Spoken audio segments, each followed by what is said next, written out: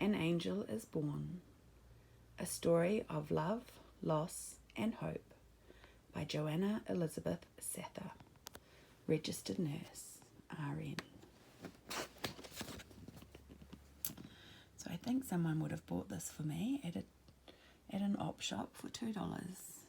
And whoever had this book before me coloured in this front page.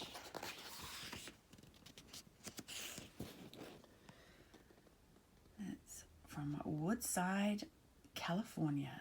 Well, I'm Woodside from West Waitakere, so Blue Star Communications, we've got something in common. Oh, and this little page here, I just did not accept that part of the contract, so I've scribbled it out and signed my initials because that's what I was taught you did on a contract when there was something you didn't agree to. So this book is dedicated to Brennan Dane Stowe. He lived from September the 5th, 1995 to April the 5th, 1996. And it's quite a long book with a nice acknowledgement and little quotes as we flick through the page. So in the interest of just reading the story, I will save those quotes and we will have them as a secondary reading after this one. So let's go. Brennan's ending was written even before he was pulled from his mother's thighs, his return passage purchased at conception. An error chanced in his cell, deep within the spiraling helices of genetic information that spelled out characteristics unique to him. The soft of his hair, the cream of his skin, the blue of his eyes, the sweet rosebud of a mouth that could on occasion push to an indignant pout. The error spawned the rigid labour of his seizures, the suspension of his development, the brevity of his stay. In the last hours of his life, the lean season of our acquaintance, Brennan reached into my heart and opened a door I did not know was there. I, who am really drawn to babies and small children, I, who was wheeled into the delivery room long ago silently lamenting, what am I to do with a baby, only to be saved by nature's protective hormones that transform unready young women into fierce protective mothers. And I, who had never before longed for grandchildren, had recently begun yearning for a baby, asking for a baby in my life again. I did not expect it to come the way it did. The day is Good Friday. You should take the patient in 254, I am advised when I arrive for the afternoon shift at the hospital where I work as a nurse. Why, what's the problem? It's complicated, the day nurse replies, obviously strained at the end of her watch. I do not press her, for she has already turned to move away, but I take her cue and assign myself to that room. As the off-going shift reports to the oncoming, the story unfolds. The patient in room 254 is a young man who had his gallbladder removed 3 days earlier. The surgeon had employed a condensed procedure wherein a laparoscope is inserted through a minute incision. The gallbladder is seized, severed, and withdrawn through the same incision. Very slick. Go for the target and minimize disruption of adjacent terrain. Makes for a speedy recovery. But at home in the aftermath of his surgery, the young man was seized by spasms of urgent pain, not to be assuaged by the pills he obediently swallowed. The man returned to the clinic for evaluation and was admitted to the hospital for intravenous therapy. IV fluids to rest his belly, bold analgesics to quell the insistent pain, antibiotics for good measure. A thorough history and physical has been dictated, typed and filed in his chart. It lists a battery of statistics that indicate his height and weight, his vital signs, pertinent past diseases and other medical history, His alcohol and tobacco usage are ascertained. His lifestyle and occupation are accounted for, as well as his marital status. His blood chemistries and other serum counts are itemised along with the results of diagnostic procedures. His current condition is detailed and summarised, and a plan for treatment is recommended. But nowhere in the 2-page, single-space typewritten document is a hint that this patient's 7-month-old son is dying, whose death, in fact, is imminent. There is not a breath of it. Western medicine has a curious case of tunnel vision. Brennan was a September baby, now approaching the end of his 7th month. Second-born child to a couple who after many years had resigned themselves to barrenness. But as it sometimes happens with adoption plans underway, they were surprised with a pregnancy that produced a son, and 3 years later, another. Brennan was a normal, healthy newborn. Well, he seemed so. Oh, there were those little nags one pushes to the rear of the line, but as 6 weeks drew to a close, the nags took on an ominous tone, and his parents were duly advised their infant son would not survive. His body was never intended to blossom into a child's, mature into manhood. Brennan's would be an abbreviated life, a promise unfulfilled. Brennan loved life, whether he experienced it as an angel in the realms of spirit or with a human heart.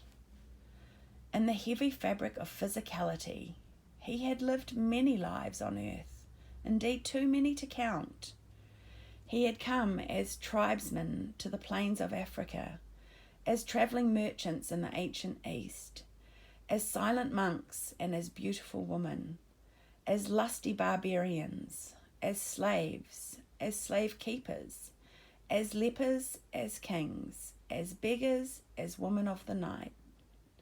The lives were intense or mundane, woeful and brief or full of years, steeped in joy and adventure depending upon the birth setting and the choices made thereafter.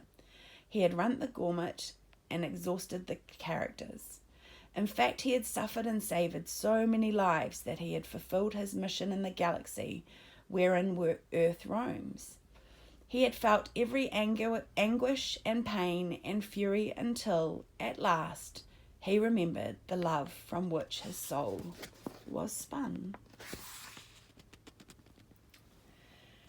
Now he comes only on cameo appearances to lend assistance to those he has loved in other times, in other realms, in other roles. And now when he comes to earth, he does not fully lose the memory of his angelhood. Wasn't it only yesterday in the realm of angels when he and his noble friends gathered together in the celestial chamber of planning? The very friends who sit now in the hospital room as the mother and father and brother of the baby Brennan? Brennan's eternal name is difficult to say within the limitations of matter, for its consonants are far more exquisite than human tongues can mimic, its vowels greater than mere connecting sounds. They are heard as music, felt as emotion, and seen as a dancing spectrum of light. Each name sets its own mood, sings its song in its own distinctive colour, but for now we will call him Brennan for the sake of convenience and pretend we see the lights. Do you see the lights? Me too. On that day in the realm of angels, Brennan and his friends assembled with the great casting council for the purpose of planning new experiences for learning in the physical. There was much laughter and merriment, for angels remember their divine origins and know that life on earth is temporary, a mere slither of eternity. They leap into their earthly experiences with great enthusiasm, for they know life is too important to take seriously. They will fall prey to seriousness soon enough when they are in the flesh, for matter draws a curtain between the worlds. If humans remembered, they would only wish to return home. Brennan's friends and the council pondered an assignment which is a most difficult one, the lesson of losing a child, for that is something humans take very seriously. There is a story on earth of a great master who lived many hundreds of years ago in Tibet. It happened that the master's son died, and the great teacher was stricken with grief, overcome with the burden of it. Perplexed, his student said to him, "Master, you say this life is but an illusion. I do not understand then why you grieve so terribly." With brimming eyes, sad and deep, the teacher replied, "So it is. Life on earth is an illusion, but the death of a child is the greatest illusion of them all." Amidst merriment and camaraderie in their spirit bodies, Brennan's friends felt no burden or heaviness. "I'll be the dad," one of them said. And another replied, "Well, then I'll be the mother." Another chimed in and said, "Brennan, your lessons are finished. Why don't you come with us? You can be the baby. I'll go first and be your brother." Brennan smiled and said in mock dismay, as if he were asked to leave a picnic, "Do I have to?" But then he laughed in the same vein, for he loved his friends much, and he said, "I'll come if I do not have to stay too long. I'll come just for breakfast. Put on the coffee, warm the sweet rolls. We'll visit while the dew glistens like diamonds on the grass, before the crisp of morning softens to warm, while the world is quiet and we still remember our dreams."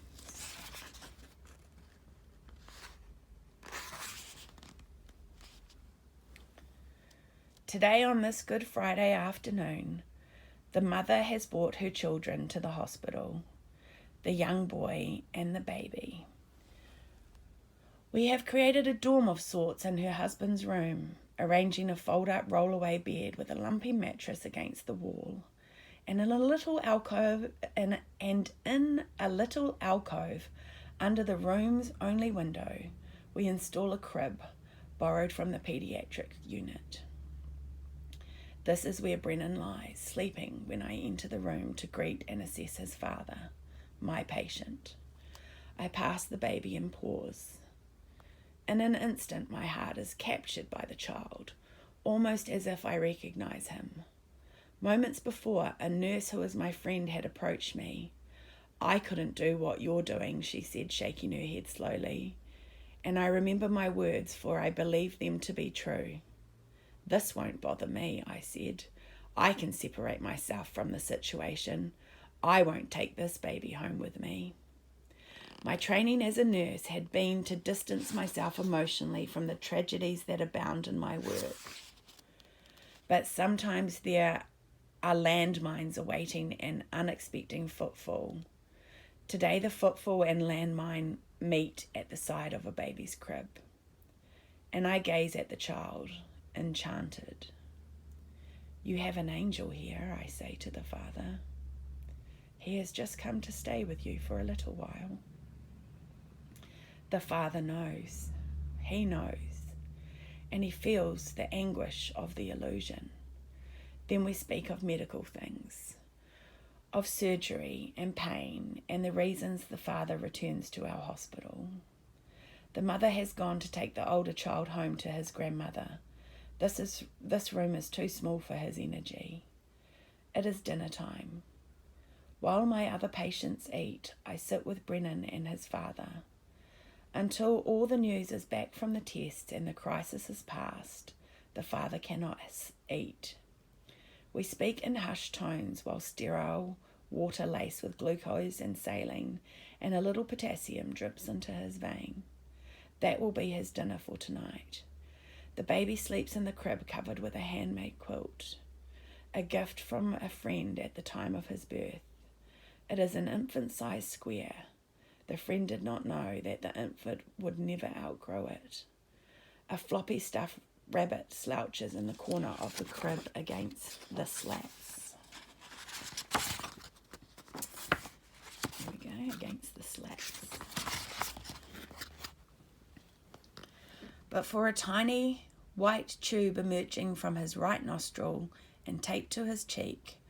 One would not guess this baby is dying. His face is round and his cheeks are full. If his body is thin, it is hidden under his blue snap-up sleeper. His mother has changed his diaper, but it was not wet. The baby has had no fluids for 3 days. Brennan is quiet. His breath is soft. His father tells me the child no longer cries. When the time came that Brennan was no longer able to suckle, the tube was inserted through his nose and advanced into his stomach. Sustenance could then be ingested through the tubing with a syringe. But alas, 3 days before, even small amounts of formula trickled into the baby's stomach, bubbled up again into his mouth. The anxious parents summoned help. "What can we do?" the mother asked the doctor, and he answered with a sigh, "Nothing."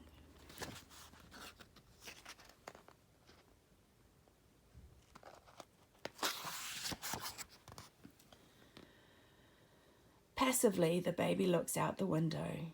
It is as if vision flows from his eyes, and he beholds images hidden from the grown-ups in the room. He sees heaven. The angel Brennan hovers near the baby Brennan. Indeed, the angel streams into the child as radiant light, the two blending to become one. The baby begins his separation from the earth plane. The angel reclaims its own. The baby always knew he would not stay long in this small body. His ego is yet unformed and fragile as a delicate membrane, allowing him the ability to perceive both sides, heaven and earth. As humans mature, their egos take root and grow dense. In time, humans learn to relate to the world exclusively through their bodies and egos until they forget their vast existences before and beyond their brief incarnations. They come to think they are their bodies, and they are not sure what will become of them when their bodies die and decay. Sometimes their angels communicate to take them in hunches, ideas that come upon awakening from slumber.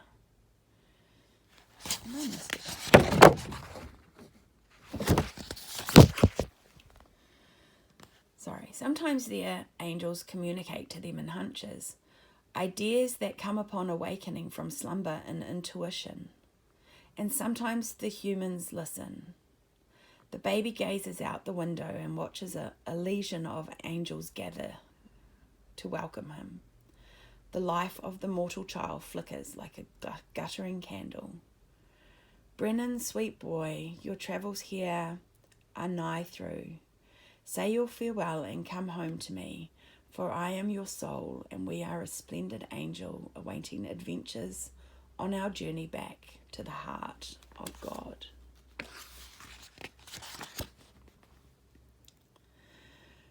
The doctors cannot identify the malady that is stealing Brennan away. Physicians love to pinpoint things, to name them, to put them into categories. They cannot always cure or diminish the disorders they name, but they can sometimes say, "This is what occurred, and those are the chances it will repeat itself." Brennan does not fit into a category. Something is wrong, but it has no label. "We don't know," the father says, "if it could happen again. My wife is ready to have another baby," he pauses, "but she isn't ready to lose another one, nor is he." What were their dreams for this child? Would he have been fair and vibrant like his mother? Would he have been dark and handsome? Would he have grown up to be a fireman like his father? Did they wonder if he would play the piano? Would he have loved baseball? "We had a name picked out early on," his father says.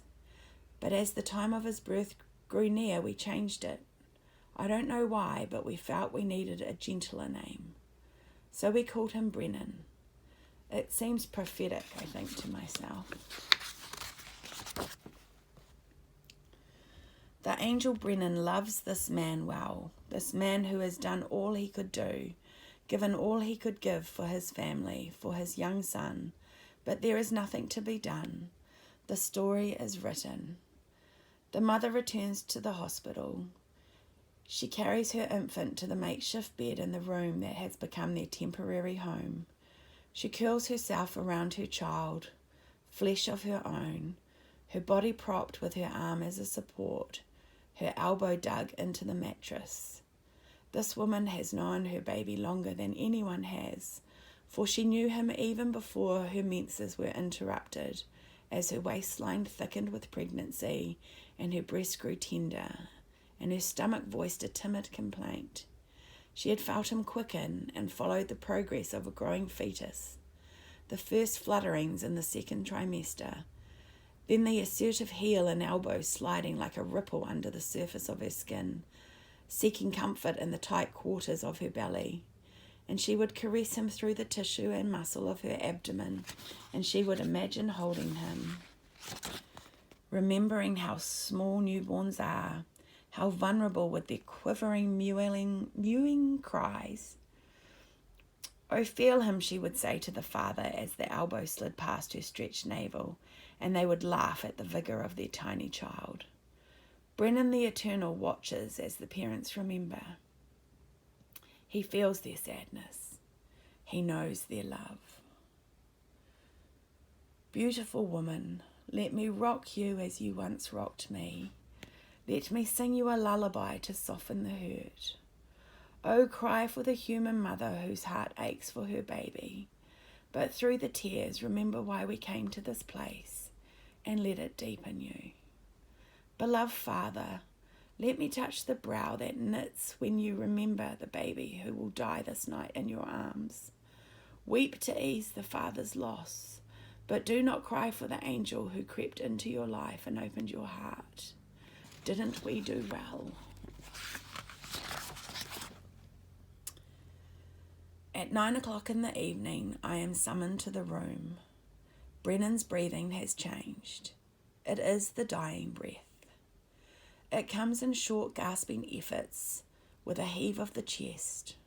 Although the baby does not particularly appear to labour, he is warning them that time is short. I do not know how long it will be, I tell them. I am accustomed to adults and the elderly who can go on like this for hours, for a day or longer. I do not know about babies, and I can tell them no more. The breathy heaving continues long. A young nurse works near me tonight. She is the age of Brennan's parents and is involved with the events in this room because she has a tender heart. We take turns listening at the door to Brennan's breathing, and for a long while it does not change. But now it is a little more urgent and intense. Hesitantly I slip into the darkened room. The mother appears to be sleeping. I move quietly past the father's bed to the crib. It is empty. Startled, I turn quickly to see the father passively observing me, the baby lying on his chest, supported by his arm, crooked around the child. A brief communication and silent messages of regard pass between us. I leave them. It is near the end of my shift. At 10 o'clock I ask the young nurse to keep watch while I leave briefly to give report to the night shift. I have just returned when the mother again beckons me to the room. I know from her eyes what awaits me. The baby still lies in the hammock of his father's arms, and the father's eyes mirror the mother's. Brennan's face is placid. His eyes are softly closed, the rosebud lips pink, the tiny tube coiled and secured to the silk of his cheek. But the gulping breaths are more abrupt and shallow, the intervals between them longer, and though he works harder, he does not draw sufficient air to sustain life in the small body. Together we watch the breathing pattern slow and finally cease, and he is gone.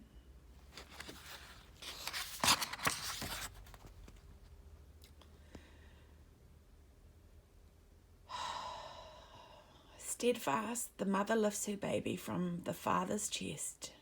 She lays him in the crib and pulls a small quilt over him, the quilt he will never outgrow. The room is dark.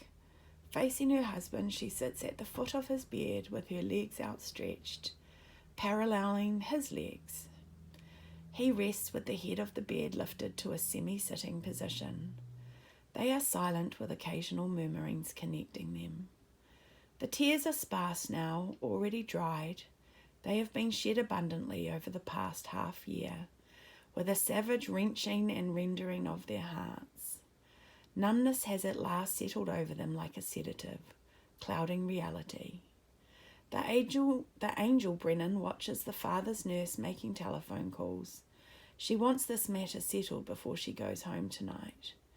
Her fierce mother instinct is aroused, and she will not relinquish this family to strangers.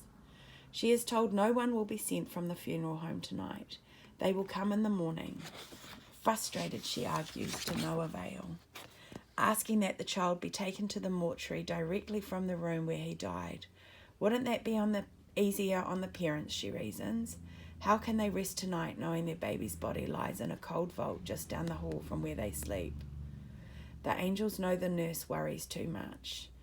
It is the human thing to do. She is unsure of how long to leave the child with the parents.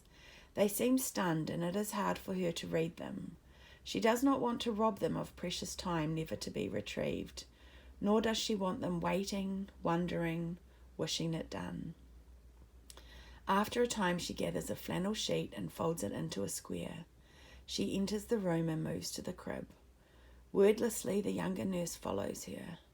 Lifting the baby onto the flannel sheet, she swaddles him as if in a receiving blanket, leaving his face exposed. He is tender and warm, and she draws him to her body, supporting his sweet head. Now he is hers. This is her domain.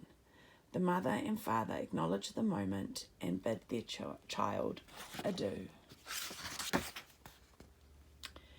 Brennan, now merged and absorbed into the grand angel, feels only curiosity as he follows the two nurses on their mission. The young woman carries the key to the room that is their destination. Both women's eyes glisten with tears. "I've never seen a baby that wasn't alive," the younger nurse says, just now realizing this truth. "Nor have I," answered the father's nurse, and she holds the baby closer to her woman's body, a body that has borne two children who are now grown and are a joy to her. What if he is not really dead, she wonders, for his face is not waxen and slack. These two have witnessed the visage of death countless times, and death is clearly evident in the bodies of the aged. But it is elusive in the winsome face of this tender babe. She looks again for the movement of air coming and going. Brennan looks too, but only to see what she sees. He knows the body is vacant. The inhabitant breathes with spirit now. The nurse studies the baby's face as if to memorize it. Slowly she strokes his cheek with the back of her forefinger. Gently she lifts the lid so she may know his eye colour. She feels the fine texture of his hair between her thumb and fingers. But it is getting late. Upon rearranging and adjusting the flannel sheeting to ensure his warmth and comfort, the two nurses reluctantly leave the baby. In the room, they leave the light burning.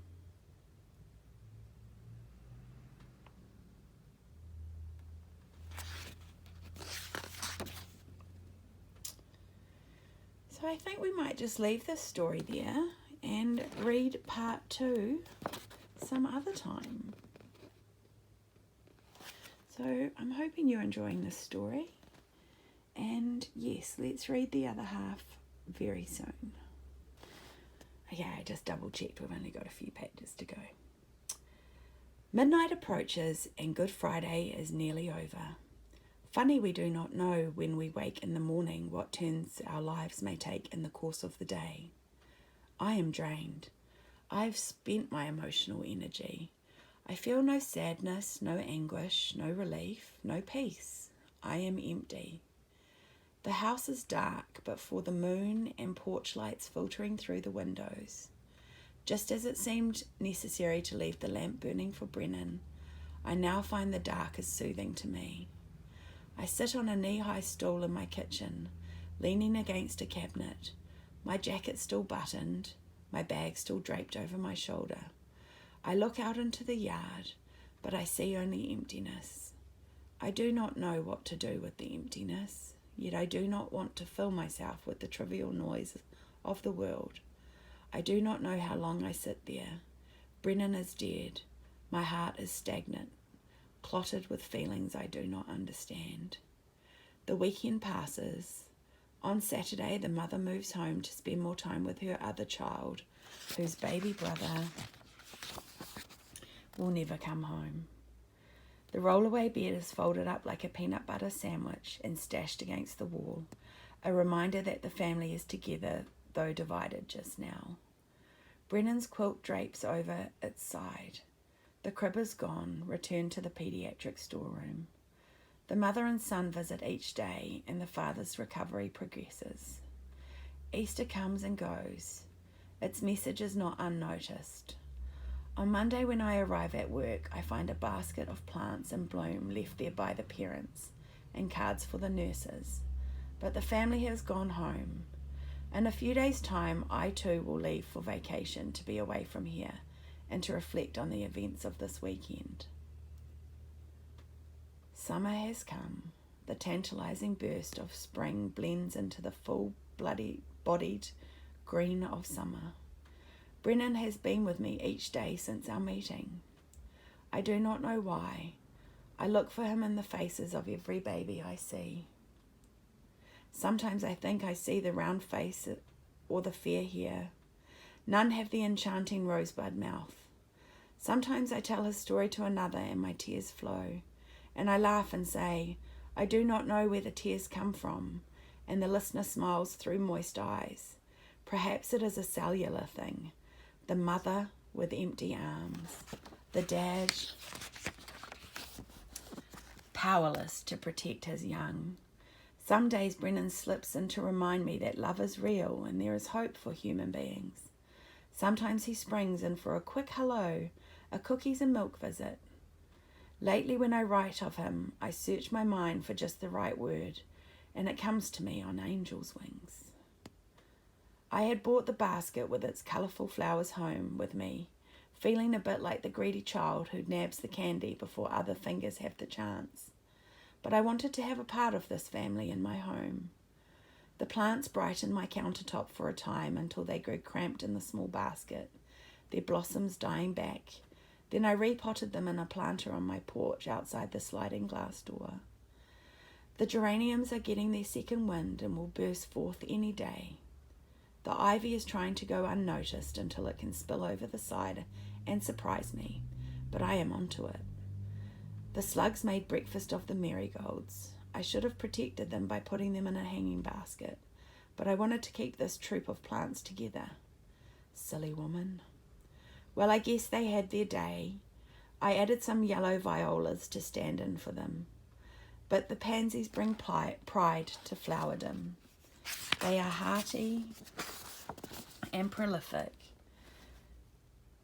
having sprung forth an impressive brood whose purple and white faces wave happily with the mildest currents of air. The parents write to me. The mother pens her rounded script. When I am feeling sad, I go into Brennan's room, and before long I always feel warmer inside. Brennan's father has been granted an extraordinary gift by this baby, his son. I have seen how Brennan touched those around us, he writes, and our lives are fuller for having known him but for a short time. Through him I have seen the spirit of goodness in our fellow people, and I want to take the love I have received from Brennan and spread it to others. Like honey on dry bread, love sweetens, love enriches. It gives meaning to life and turns existence into living.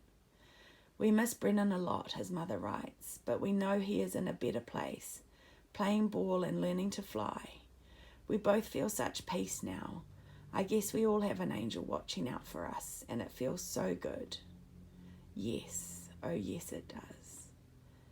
Brennan is free, loosed from the bondage of faulty flesh. He moves with the angel now. He moves with the angels now. And my heart is consoled.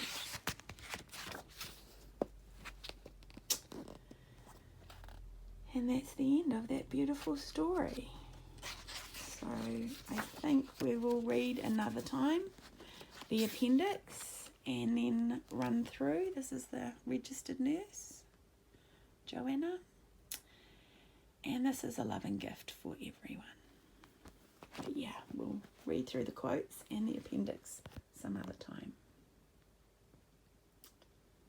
Thank you, Brennan.